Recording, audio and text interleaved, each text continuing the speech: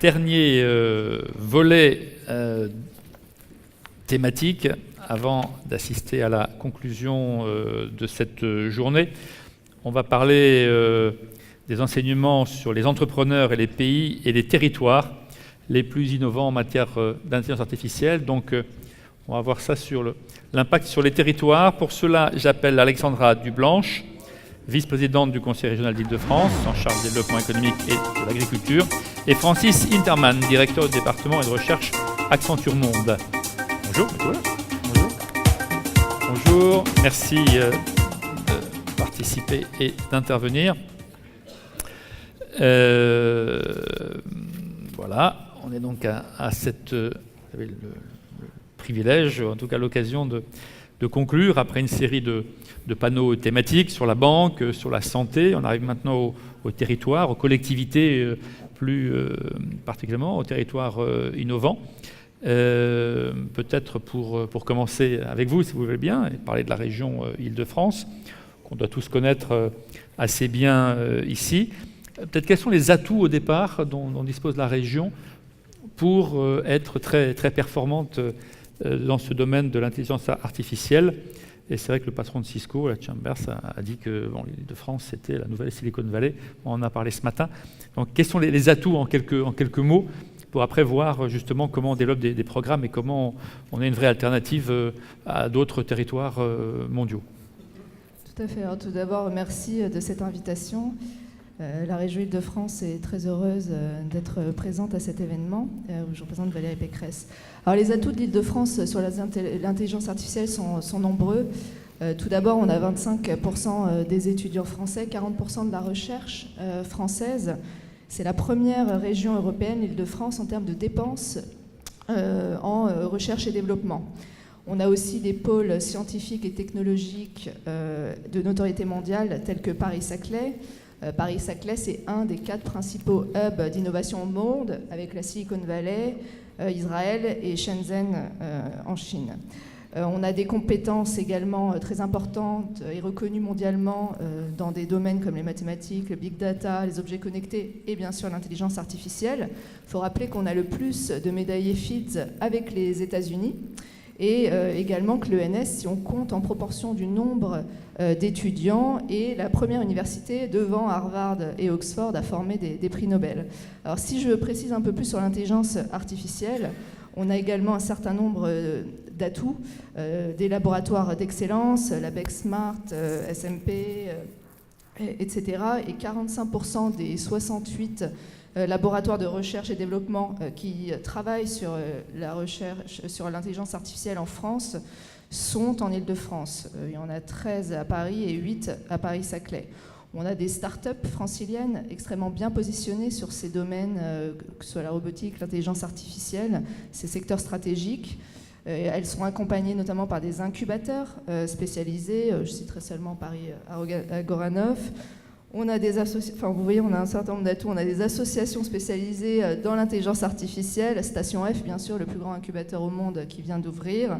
Et aussi, on a tout un écosystème de l'innovation numérique qui se structure autour de l'intelligence artificielle, que ce soit en termes de recherche publique, mais aussi privée. On a eu des très bonnes nouvelles récemment. Alors, il y a Facebook qui, dès 2015, a décidé d'installer son Facebook Artificial Intelligence Research à Paris, une de ses divisions. Il y en a 4 dans le monde. Il y a Valeo qui devrait aussi accueillir en 2018 à Paris le premier centre mondial de la recherche consacré à l'intelligence artificielle dans les applications automobiles, plus précisément.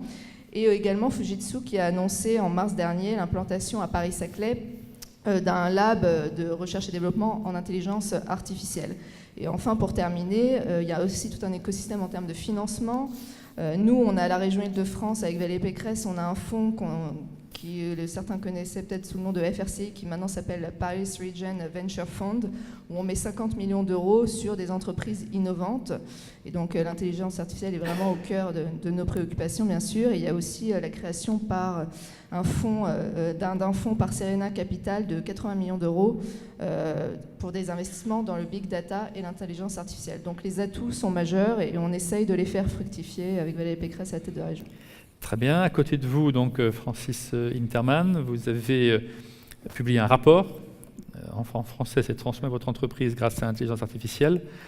Qu'est-ce que démontre en quelques mots le rapport? Et après, on essaiera d'organiser un débat entre vous.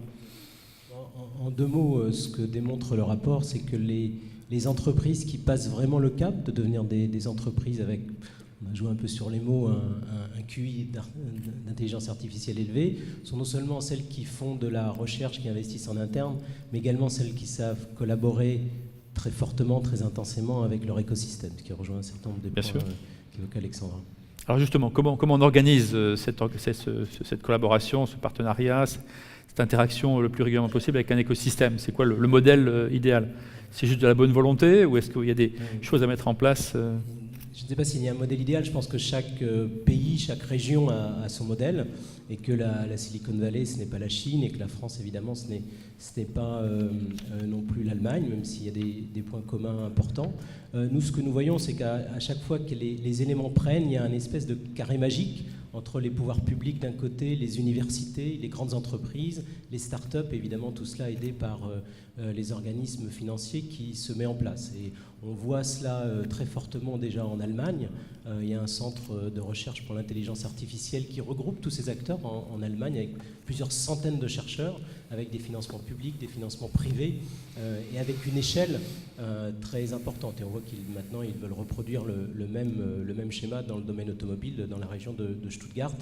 Ça c'est un exemple. On voit que la Chine a un exemple différent, à une échelle différente. Comme vous le savez, la Chine veut créer une industrie de l'intelligence artificielle dont, planifie-t-il, elle sera d'une taille de l'ordre de 150 milliards d'euros d'ici quelques années. Donc on voit un peu l'ambition, et en Chine, c'est beaucoup d'investissements publics, de financement des universités, mais aussi de travail avec les fameuses entreprises technologiques chinoises dont on a parlé tout à l'heure, Baidu, Tencent et Alibaba. D'accord. Est-ce que, pour rebondir là-dessus, comment vous, à la région Île-de-France, vous avez intégré, l'intelligence artificielle dans les développements, dans vos développements, dans votre stratégie, et puis justement la capacité d'élargir votre écosystème à d'autres acteurs européens et mondiaux, alors qu'on sait qu'en France, on a quand même la propension à rester plutôt sur des écosystèmes assez fermés et assez protégés. Et on voit bien que c'est inefficace, en tout cas, dans une logique de mondialisation. Alors nous, notre stratégie sur l'intelligence artificielle, elle s'appuie sur 3 piliers. Et je pense qu'à ce niveau-là, vous parliez de l'Allemagne, mais on investit également énormément. Par exemple, donc, je parlais tout à l'heure de Paris-Saclay. Notre premier axe, ce premier pilier de nos stratégies sur l'intelligence artificielle, c'est vraiment de construire, mais aussi de conforter un certain leadership. Il faut mettre en avant nos atouts. Donc, si je reprends l'exemple de Paris-Saclay, on veut vraiment faire de Paris-Saclay un hub mondial de l'intelligence artificielle. C'est-à-dire que vous discutez avec des Chinois, vous discutez avec des Américains, ça, pour les faire venir, pour échanger des data, de la recherche.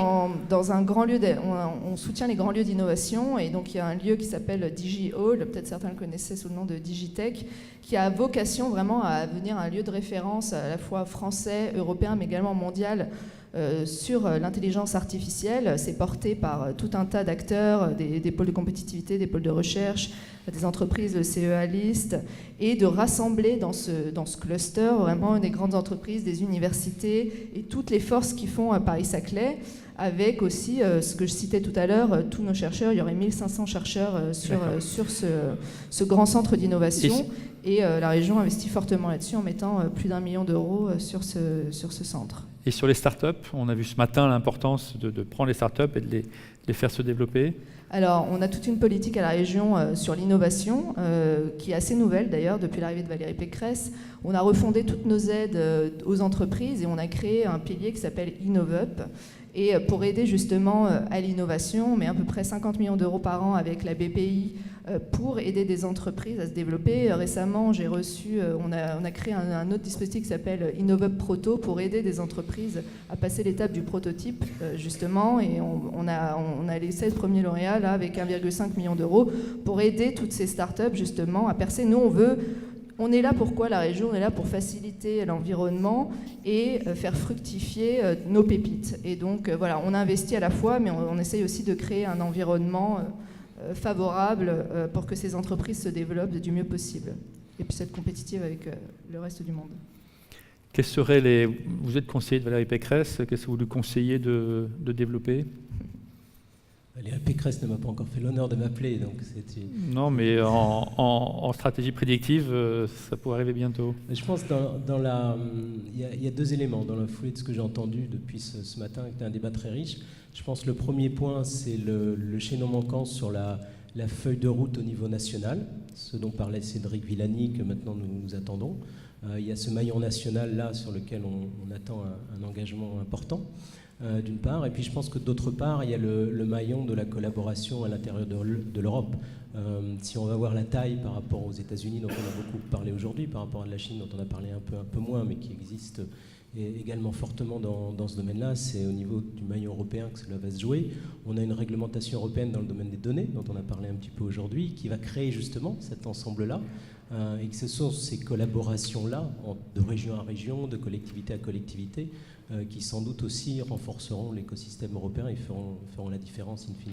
D'accord. Est-ce que ça, vous l'avez intégré ou est-ce que vous dites, nous, on a sa clé, ceux qui nous aiment nous suivent, et c'est sa clé, et c'est tout, quoi? Il faut qu'on soit les meilleurs en termes d'innovation, et c'est pour ça qu'on crée cet écosystème à la fois sur le financement. Et je voulais aussi dire qu'il y a une chose qui a beaucoup changé à la région aussi, c'est qu'on va vraiment revoir notre politique de filière. Il n'y avait pas vraiment de toute façon, il n'y avait pas du tout de stratégie en termes même de développement économique. Là, on a décidé d'identifier 8 filières stratégiques. Donc, il y a l'aérospatiale, la défense, il y a la ville durable, il y a évidemment l'intelligence artificielle, la cybersécurité, etc. Et à partir de début janvier 2018, on va vraiment repenser cette stratégie de filière. Encore une fois, nous, notre rôle en tant que pouvoir public, en tant que région, c'est de faciliter les échanges entre acteurs. Donc dès janvier, on va réunir par exemple tous les acteurs, d'ailleurs à bon entendeur, de l'intelligence artificielle pour réfléchir ensemble à comment créer les champions de demain et être compétitifs sur la scène internationale. Et ça, je pense, c'est un vrai changement. Malheureusement, ça paraît peut-être évident à un certain nombre d'entre vous, mais ce n'était pas du tout le cas à la tête de la région jusqu'à présent. Réaction ? J'aime beaucoup quand vous parlez de filière, parce qu'effectivement, on a beaucoup parlé d'intelligence artificielle de manière transverse, plus cet après-midi sur quelques secteurs. On a beaucoup parlé de la relation client, évidemment, c'est un des secteurs qui est en pointe aujourd'hui avec tous les chatbots que nous connaissons et donc qui vont arriver aujourd'hui beaucoup plus en France avec Google Home et Amazon Echo notamment, et puis les autres, évidemment. On a beaucoup parlé finance, on a moins parlé d'industrie manufacturière, et à mon sens, c'est un des domaines, un des secteurs dans lesquels on va avoir une montée en puissance très très forte de l'intelligence artificielle, avec justement, on en a parlé un petit peu, des données qui ne sont pas encore dans le domaine public, qui ne sont pas possédées par des grandes entreprises internationales non européennes, et là, la France a un atout à jouer dans ce domaine-là. Et donc ça nous paraît des domaines importants. La sécurité, vous en avez parlé. J'ajouterais, alors j'imagine que vous allez l'adresser de manière transverse, mais deux domaines dans lesquels on a beaucoup de demandes de nos clients en ce moment. C'est les questions d'emploi et d'organisation du travail, évidemment, d'une part, et d'autre part, les questions d'éthique, d'explication des logiciels. Et ça, c'est aussi une question sur laquelle on travaille. Alors, oui, au sujet de l'industrie, là aussi, c'est un axe fort de la politique économique que veut mettre en place Valérie Pécresse. On a voté juste avant l'été un plan Smart Industrie. Là aussi, ça rompt un peu avec nos prédécesseurs et puis même ce qui se fait même dans d'autres régions. Nous, on ne veut pas se résoudre à la désindustrialisation de la France et de l'Île-de-France en ce qui nous concerne. On a des atouts, notamment en termes d'aéronautique, d'aérospatiale, et on veut les mettre en avant. Et donc on a voté ce plan, on met 300 millions d'euros pour faire passer l'industrie dans le 21e siècle et investir sur l'industrie du futur. On va former 25 000 apprentis sur les métiers de l'industrie du futur, 10 000 demandeurs d'emploi également, et donc on investit massivement là-dessus. Sur ce que vous dites sur le changement du monde du travail, alors là aussi on a bien sûr un rôle à jouer puisqu'on a la compétence de la formation et de l'apprentissage. Donc là aussi, c'est un domaine dans lequel on a une vraie responsabilité en tant que région, anticiper les ruptures vraiment du monde du travail qui vont être engendrées par l'intelligence artificielle. Alors, moi, je ne suis pas forcément d'accord avec Elon Musk qui prédit la fin du travail. Je pense qu'effectivement, il y a certains emplois qui vont disparaître, notamment des emplois peu qualifiés, mais il y en a beaucoup qui vont être aussi créés. J'ai vu des études, on parle de 21 millions d'emplois créés. Donc voilà, nous, on doit anticiper en tant que pouvoir public, en tant que collectivité territoriale, on doit anticiper ces ruptures et préparer à la fois les demandeurs d'emploi, mais également les jeunes de demain, à tous ces nouveaux métiers engendrés par l'intelligence artificielle, avec une complémentarité avec l'intelligence artificielle. réel, parce que si votre emploi plus intelligence artificielle égale intelligence artificielle, bon, voilà, votre emploi n'a pas vocation à subsister. Donc nous, c'est de créer ces emplois complémentaires avec l'intelligence artificielle. Qu'est-ce qui souhaite intervenir à ce stade? Monsieur.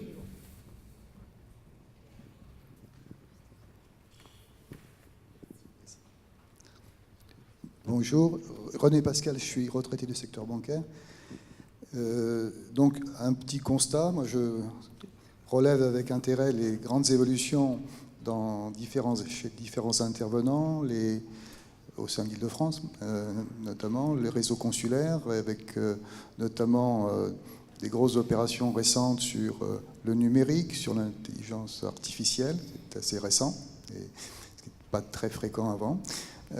Au niveau de BPI France, vous l'avez évoqué, moi je suis un ancien du secteur bancaire traditionnel, c'est une révolution, hein, un dynamisme très fort. Bon, ça, ce sont des observations. La question que je voulais vous poser, madame, c'est dans le cadre de la grande concertation qui est lancée par le gouvernement, des tandems très intéressants entre députés et chefs d'entreprise sont lancés, seront consultés aussi différentes structures. Quid de la contribution des collectivités locales et notamment de la région Île-de-France, parce que je pense que dans le domaine de la création, développement, etc., il y a vraiment des choses à faire remonter. Merci. Merci. Une seconde. Est-ce que quelqu'un d'autre veut intervenir, monsieur? Et après, on répondra aux questions et on Merci. fera une conclusion. Christophe Dubois-Demien, administrateur de Forum Athéna, qui est un think tank qui réfléchit aux problèmes de télécom et de numérique. Monsieur Francis Interman, vous avez évoqué très très superficiellement, mais c'est tout à fait normal, puisque ce n'est pas l'objet, le RGPD. Alors en fait, quelques mots, opportunité ou autre chose? Ok, Grégoire.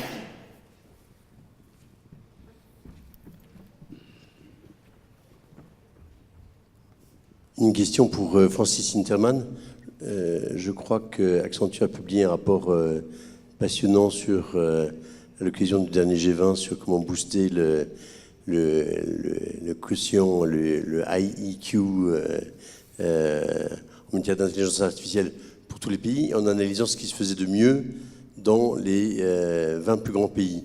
Est-ce qu'en 2 minutes 30, ça serait possible d'avoir les idées forces de ce qui émergeait de cette étude remarquable?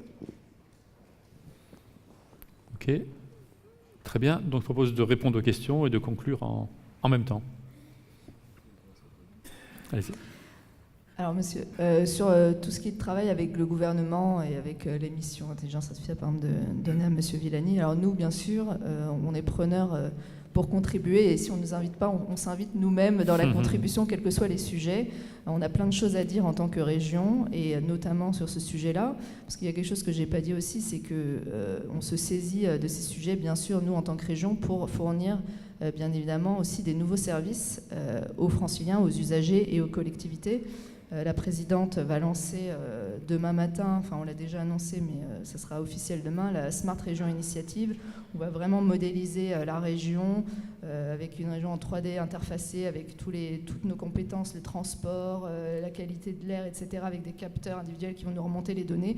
On ouvre également toutes les données de la région. Là aussi, il y a un changement idéologique. Avant, la région avait un peu peur de mettre à disposition ces données. Nous, on n'est pas du tout dans cet état d'esprit. On veut donner l'accès des données aux chercheurs, aux startups, aux entreprises pour qu'ils créent de nouveaux services pour les franciliens.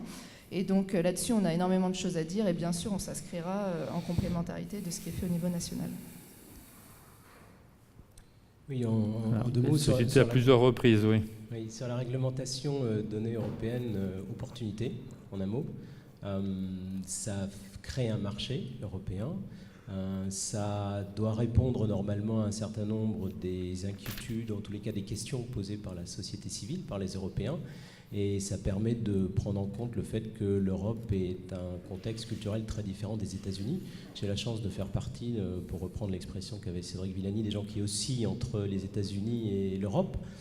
Quand je vois les données personnelles qui sont vendues sur le marché américain, c'est très différent de ce qu'on est prêt à accepter ici. Donc pour moi, c'est une opportunité.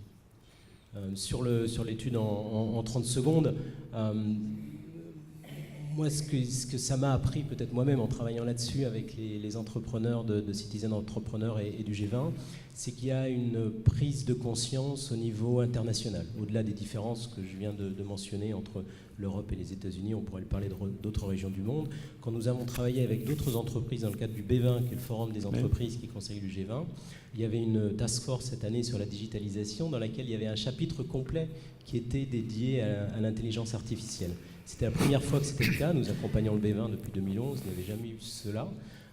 Et pour moi, ça notait bien le fait qu'il y a un niveau d'intérêt pour le sujet et de mobilisation qui monte. Alors tout n'a pas percolé du B20 au G20 encore, et donc on voit bien qu'il y a encore un travail de défrichage et de mobilisation et d'explication également à mener. Et c'est ce à quoi nous avons essayé de contribuer avec l'étude que nous avons faite, en montrant sur un certain nombre de points qu'il y a des points de rencontre sur lesquels on pourrait travailler au niveau international, au-delà même de la région Europe. Sur les écosystèmes, on en parlait un peu, mais il y a des points communs entre les régions à développer fortement. En tous les cas, il y a un espace de dialogue à créer, on en a parlé un petit peu tout à l'heure, il y a un espace de dialogue à créer au niveau mondial, et c'est peut-être au niveau du G20 qu'il peut se créer. Il y a la question des données, on en a parlé beaucoup, de l'accès aux données qui est également à adresser, et puis évidemment de l'emploi. Ce qu'on voit à chaque fois, à la fois dans les entreprises privées et les organismes publics, c'est toujours la question de l'emploi qui revient, et c'est ça que nous avons essayé d'adresser également avec notre rapport, en faisant une modélisation avec l'état de l'art de ce que nous connaissons aujourd'hui, mais en regardant sur 200 métiers, 12 pays, 16 industries, ce que ça pourrait donner, la mise en œuvre d'une intelligence artificielle telle que nous la connaissons aujourd'hui dans les prochaines années. Et ce que nous en tirions comme conséquence en 30 secondes, c'est que c'est moins un nouveau chômage de masse tentaculaire auquel il faut s'attendre qu'une transformation profonde de la majorité des métiers. C'est plutôt au niveau des tâches que nous nous adressons aujourd'hui et que nous travaillons aujourd'hui, parce que c'est généralement à ce niveau-là qu'on a le dialogue avec les entreprises. D'accord. Mais je vous remercie beaucoup. Merci de votre intervention. Merci beaucoup.